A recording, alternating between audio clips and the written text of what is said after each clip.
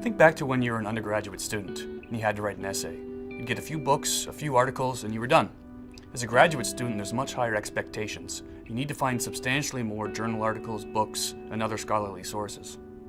Ryerson Library contains research-level books, but also specialized databases with millions of journal articles in your field of study. But the library also has specialized in archival collections, data and statistics, and dissertations from Ryerson alumni. Plus, you can access even more resources from outside the Ryerson Library by borrowing from universities all across Canada.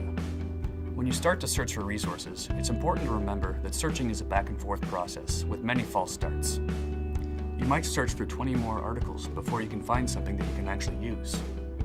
When it comes to searching, remember that you're in it for the long haul, so be sure to budget for many days and hours of searching. If you're feeling frustrated, you can always seek out help from a subject librarian.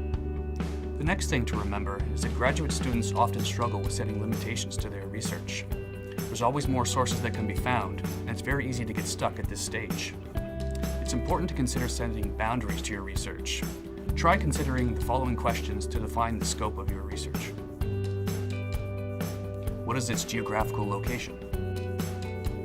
What is the theoretical framework guiding your work? What conceptual framework are you relying on in approaching your topic? What are the main schools of thought that will be at the core of your research? Who are the main theorists that you'll be relying on? And what are the main research questions that will be driving your research and data collection? After you've defined the scope of your topic, you're now ready to start selecting the best sources. In order to help narrow down your search for sources, consider the following questions. What kind of literature will you be looking for? What kind of textual evidence will be most effective given your scope and framework? What is the role of literature in your work? What is its purpose?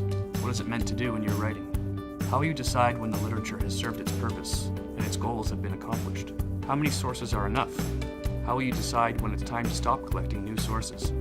For help with searching and selecting your sources, please check out our worksheets online and join us for the next video in the series.